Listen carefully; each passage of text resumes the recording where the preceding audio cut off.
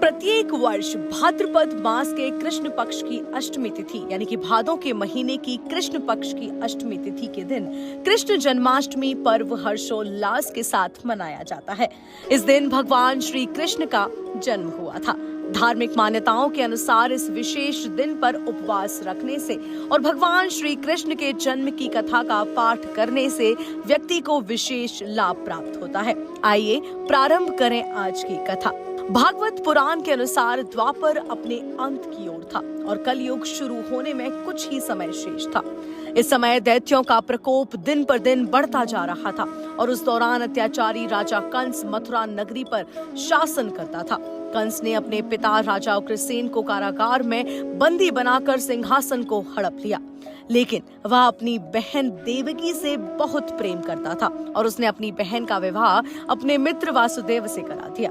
जब वासुदेव देवकी के साथ अपने राज्य जा रहे थे, तभी आकाशवाणी से एक भयंकर गर्जना हुई और आवाज आई, कंस, तेरी बहन के गर्भ से पैदा होने वाली 8वीं संतान तेरे मृत्यु का कारण बनेगी। इस आकाशवाणी को सुनकर कंस क्रोधित हो उठा और उसने वासुदेव की हत्या का प्रयास किया, लेकिन देवकी ने अपने भाई को ऐसा करने से रोक दिया और यह वचन दिया कि जो भी संतान उनके गर्भ से जन्म लेगी उसे वह कंस को सौंप देगी। कंस ने इस शर्त को मान लिया और दोनों को कारागार में बंदी बना लिया।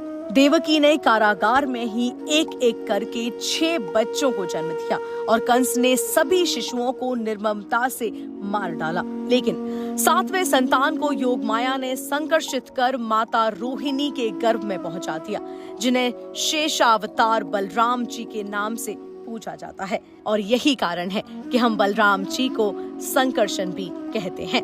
आकाशवाणी के अनुसार देवकी माता ने 8वें संतान के रूप में भगवान विष्णु के 8वें अवतार भगवान श्री कृष्ण को जन्म दिया।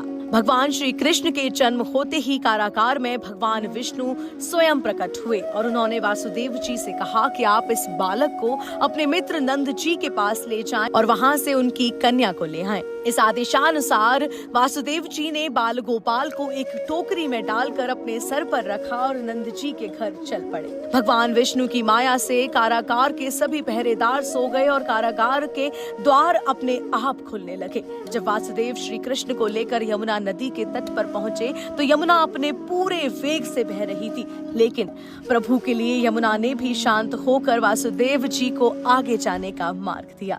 वासुदेव सकुशल नंद जी के पास पहुंच गए और वहां से उनकी कन्या को लेकर वापस कारागार आ गए। जब कंस को 8वें संतान के जन्म की सूचना प्राप्त हुई तो वो अतिशीघ्र कारागार पहुंच गया और देवकी से कन्या को छीनकर उसकी हत्या का प्रयास किया, लेकिन तभी उसने कंस के हाथ से निकलकर कहा कि मूर्ख कंस, तुझे मारने वाला जन्म ले चुका है और वह वृंदावन पहुंच गया है। अब तुझे तेरे पापों का दंड जल्द मिलेगा। वह कन्या योग माया थी जो कन्या के रूप में आई थी। इसके बाद नंद बाबा और माँ यशोदा ने कृष्ण जी का पालन पोषण किया।